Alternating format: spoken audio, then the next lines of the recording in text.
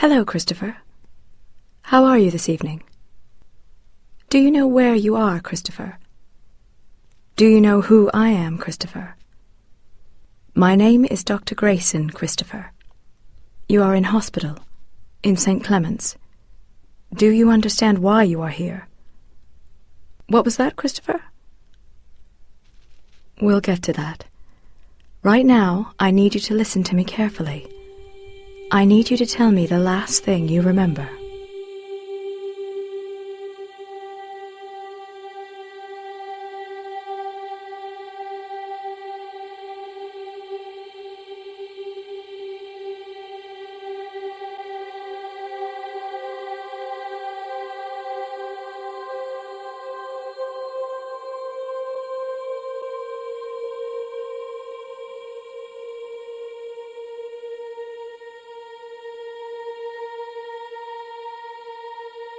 The patient was admitted suffering third-degree burns to his hands, with other severe burns across his body, the result of the ensuing fire. The trauma to his eyes is several days old and appears to have been self-inflicted. The patient is suffering from an advanced stage of Korsakovia psychosis. He has almost total retrograde amnesia and sporadic episodes of severe anterograde amnesia.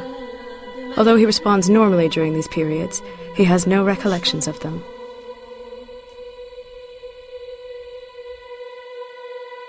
Christopher, I need you to focus on my voice. Can you do that for me, Christopher? Christopher, do you understand that you are blind? I'm not blind. I can see perfectly well. I'm in a doctor's office. Where are you? Christopher, my name is Dr. Grayson. I am a consultant neurologist at St. Clement's. Do you remember who I am?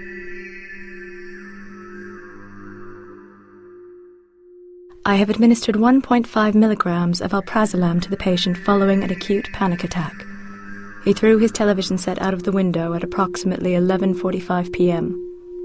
I have instructed the porters to lock the door until he is calmer. It is a mistake to describe the patient as unable to distinguish between reality and fantasy. The distinction for him is utterly irrelevant. It appears that he has subconsciously constructed a narrative to explain the fragmentary nature of his experience and his ongoing disorientation. Put simply, at the root of this narrative is his belief that the world has ended. On examination, his body shows clear signs of a long history of self-harm. This supports the hypothesis that his current delusions are rooted in a history of mental illness. Christopher, do you know who I am? Why are the lights turned out? Christopher, do you know where you are? The paramedics were unable to find his eyes. We think he may have eaten them. Why the television, Christopher? Why that? Because I fell through a gap in the channels and the signal got frozen in time. That's how they restart hearts, isn't it? That's why they invented electricity, to restart hearts, isn't it? Wake up, Christopher. I need you to wake up now. That's how they restart the television. That's how they born me. It's like when you lose the channel on the television. Only that's the real signal. That's why I had to detune them all. That's why I had to break open the screen. That's why I had to get rid of my eyes.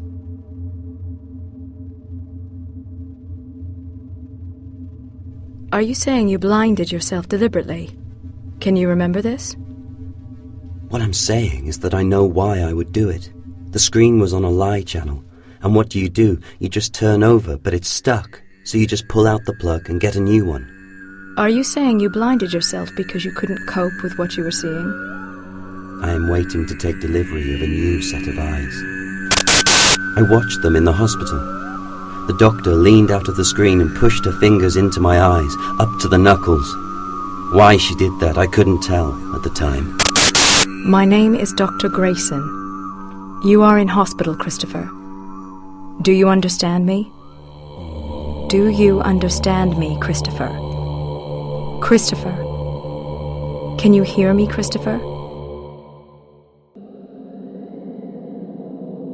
What appears evident is that the fantasy apocalypse is both older and more detailed than I first thought. Rather than a response to the event, it predates it considerably, and has fully replaced any memory of life prior to the onset of Korsakovs. We must tread carefully. It is little wonder that he considers our conversations to be an intrusion into this world. A worrying change is that he seems to be capable of integrating me into his delusion.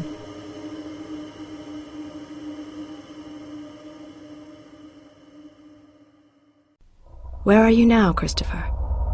This is where they make the pieces. They put this code into each one so they can get back in later. Why do you think your eyes are here? Is this where you left them? I didn't. The collectors took them away. They're jealous because all they have are ears. They wanted them to see the warm, to keep warm. Can you imagine exploring this? I call it the factory. I've been here before.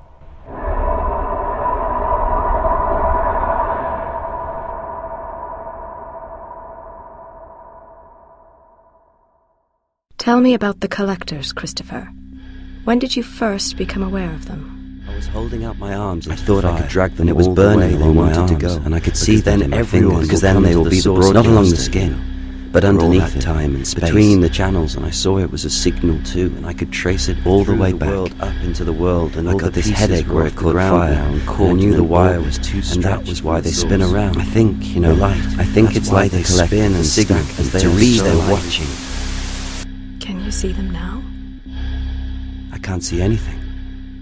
I can't find my eyes.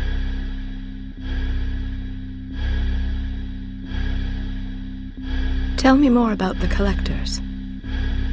They've always been here, I think. At least, I think so. Not always this, though, not so aggressive. I guess that none of us are supposed to be here now. Now we're all dead. They're just collecting it all up. You can't blame them for that. But what are they, Christopher? Do you know that? I'm going to take my fingers out of your eyes now, Christopher. I want you to tell me what you can see. They pulled it out of his ear, and then it got bottled and sold on. When the world ended, that's why this place was a locus. It's all because of that memory maker. It remembered itself and how it got there, and that's why we can still get here. They burn it all so no one can see either. So the smoke is in your eyes and you can't see them coming. I knew that. I knew if I wanted to let them in properly, I had to make it easier. It's like the conduit, breaking the channel to let the signal through. And there was, you see, this perfect world, and I think it's not so much the fire as the ash and the smoke afterwards, because then everything is already in pieces for them. Are you saying you can communicate with the collectors? Do you hear voices? I'm hearing you now, aren't I? Trap them in, catch them in the memory maker. Feed them on that memory maker, and then they won't follow me around as much.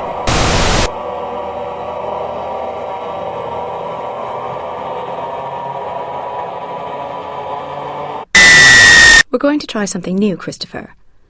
I'm going to show you a sequence of numbers, and I want you to try and remember them. I thought you said I couldn't do that. Well, there's some evidence that you can retain information, even if you can't actually remember it yourself. So we're going to try that. I want you to look at these numbers carefully, and I want you to repeat them over and over again, and we'll see what happens. Can you do that for me, Christopher? Christopher? What is extraordinary is the recollection of entirely fictional television documentaries, which he can recount in great detail.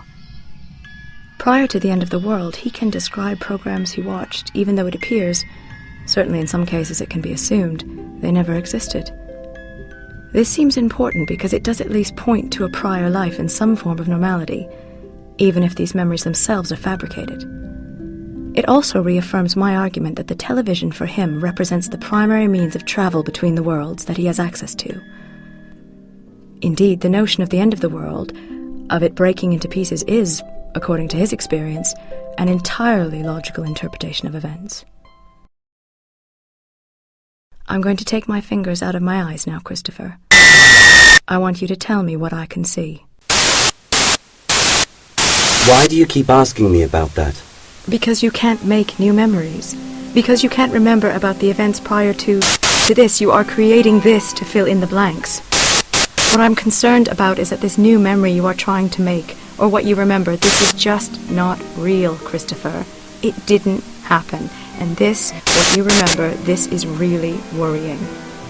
So we're going to try and go further back before the world ended. Do you think we can do that?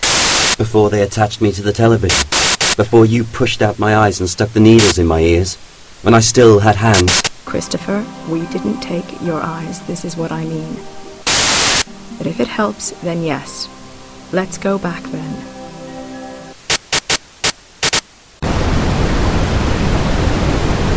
If you could hold the signal yourself in your own hands, put your flesh into the signal, then you push apart the channels and get in. And the collectors? Yes, that's right. It means they would be able to go backwards and forwards as they liked. What's strange is when you look back at the scans, and the scans indicate burn damage backwards along the optic nerve, and even some indications of this trace right into the visual cortex. If I didn't know better, it's like the shock burnt a signal pathway directly into his brain. Eyes are liars because the screens refract the light, so that's why the burning happens. But if you put your hands into the screen, you could see clearly and you'd not get all the lie burn. Are you saying then... Yes, if you make it hotter everywhere, they wouldn't see you in the heat and be able to find you. I am increasingly concerned with assimilation. From what I can ascertain, Christopher has nearly fully integrated me into his paranoid fantasy. To him, I am ceasing to exist as an independent object, and am simply an extension of the post-apocalyptic world. He has effectively broken me into fragments. My signal is disrupted, my screen is broken, and my hands are numbed by the voltage.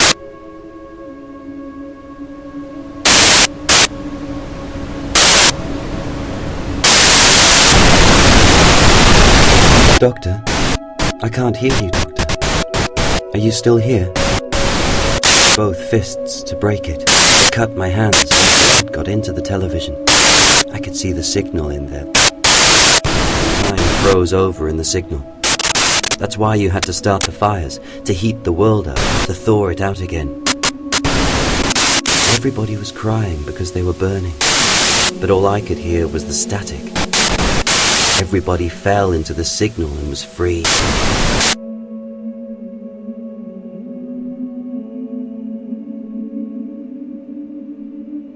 It will end up receding until it disappears completely. There seems no doubt we are losing our grip on him. It is the speed at which this is happening that is most shocking.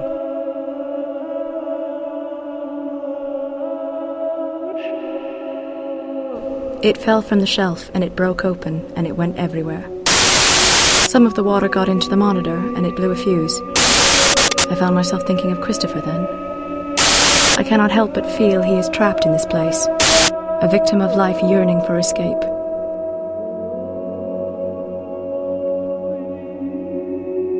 To go further back into this destroyed world gets us no closer to a pre-apocalyptic memory, but actually reaffirms it. Pushes him deeper into it. My concern is that we are actually amplifying the situation rather than resolving it. Perhaps it would have been better for him if the paramedics hadn't reached him in time. Although I am now convinced this was no clumsy suicide attempt, but rather a perfectly logical means of permanently transferring himself into the new world. I wonder now if all we have done is to obstruct what would be, for him, a natural act and outcome.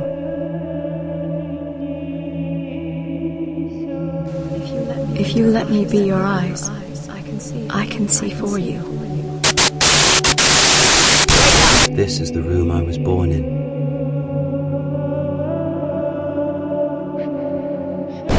Your hands are healing well, Christopher. They hurt. They will. The surgeon managed to save 2 fingers and the thumb on your left, but I'm afraid the burns were extremely severe. It's all right. I don't need hands now. You are a blunt instrument to me, Doctor. You are helping me clear the barricades and break through the screens. Can I have some more painkillers now? It's not time for that yet. The collectors are here, Doctor. They've come for me again. If I push my fingers into my eyes, it leaves fragments in my vision.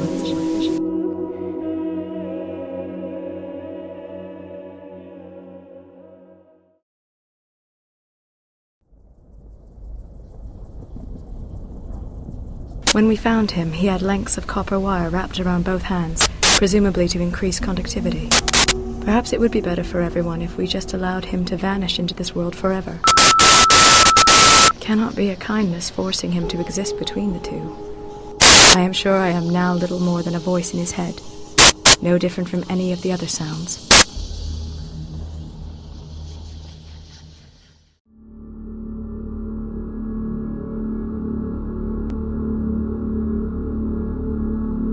The patient displays signs of memory that I cannot explain given his diagnosis. This morning, when I began our session, he greeted me by name. I cannot explain this. Although he continues to deny he is in St. Clement's, he displays none of the anxiety or panic of the last few days. I am not sure what to make of this. And last night I dreamed of the place where they make the pieces.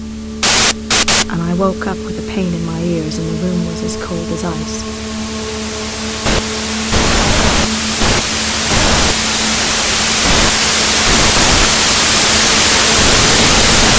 I'm wrapped in copper, the superconductor. I have placed my hand into the sun and counted away a finger for every signal. I am the king of the collectors, with hospital bed a throne. In a shattered world, each head in cold, a signal reaching out for the heat. I will see again, I will see again. There are worlds within worlds, and each to its fragment join the edge to make a skull, set a sun fire in the center to heat the orbits. I will see again. Gravity spin, crush the pieces back together. Join the edge, make a screen to play a signal mirrored on. I will see again. My television set appears to be broken. All the channels have vanished. Instead, I am forced to sit with my eyes closed and simply listen to the static.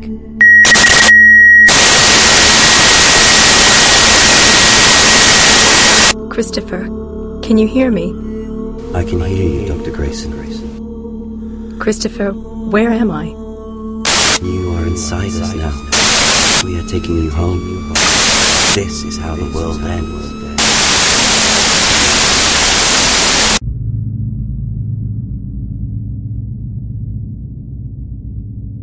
The paramedics found the patient in the living room. He had wrapped his hands in copper wire and punched them through the television screen. The television appears to have burst into flames and is the cause of the trauma to his hands. The paramedics report they were unable to find his eyes. I think we may have eaten them. Flooding the ended world with light, like water, like heat, static. I have swum through the deep signal, blind fish in dark sound towards the surface, towards the light. Like the world, we will be fragments. When we come apart, the release of heat will make the collectors never hungry anymore. You asked me where my eyes were, Dr. Grayson. I did. Do you know where they are? Of course. They're right there. Where? I don't understand. They're right there. In your head.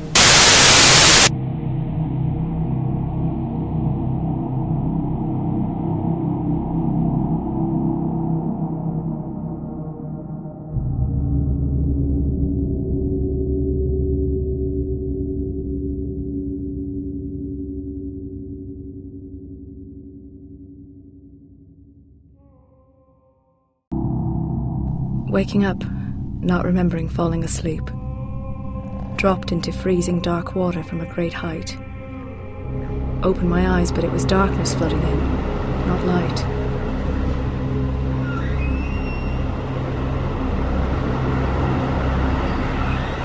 Why is the hospital underwater, Christopher? And why are my hands so numb?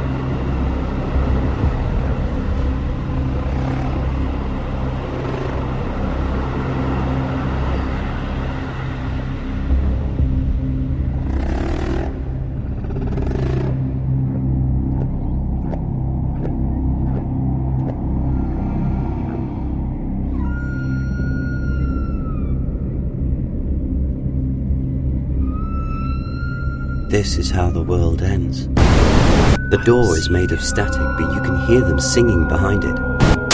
If there is a pain in your ears, you can feel you are getting close. It collapses off its hinges and flies to the sun. All the fragments are flying there now. We will climb them in the orbit and reach out and burn our hands in the heat source. You are blinded now from looking at the sun, and it has burned your hands and your skin, but you can almost reach it.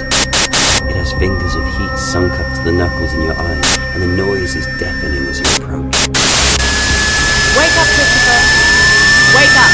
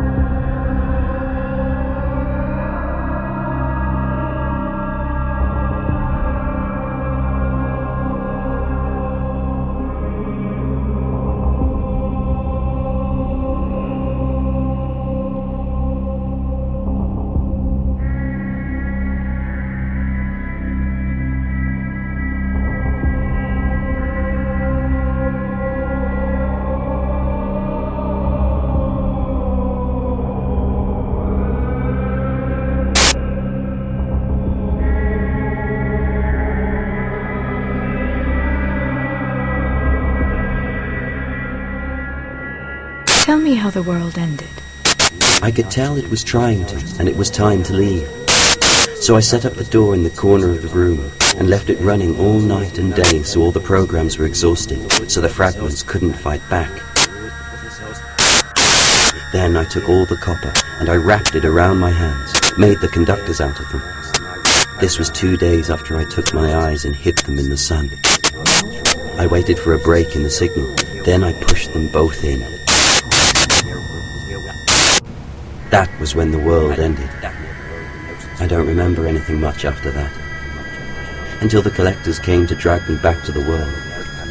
I could hear them talking. They were scared of the heat. They worried about not finding my eyes. I hid them too carefully. They brought me to this place and injected a doctor into my ears to try and get the door closed again. She was using this memory maker to fake a world and past. It took all my effort to lock her inside with them. I kept joining the fragments together all wrong and stopped them flying into the sun. Wake up! Wake up! I had to convince her that the needle was perfectly safe. My needle is... After a while, she got lost inside, and then I could wrap our hands together in copper, and then we could ride the signal together into the sun.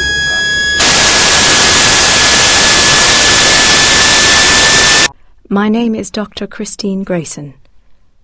I am a consultant conductor for the Sainted Clemency. I have responsibility for flight and heat and the removal of eyes and hands. These are the signals we will use for the end of the world. This is what we will remember only. It is my job to remove the boards from the windows and break the screen so we can see again. My needle is perfectly safe. The sun is the television. The collectors are my heated eyes. The needle is the hospital. The doctor is the copper around my hands. This is the room I was born in. This is how the world ends. I will see again.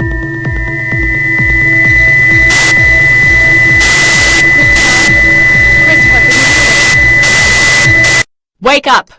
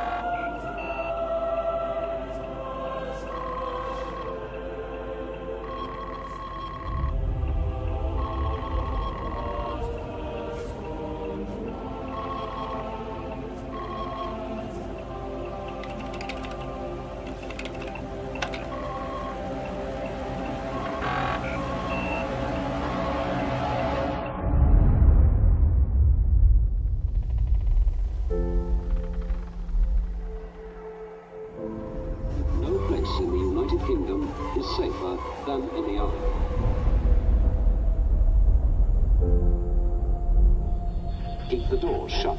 Do not go outside the house until you are told it is safe.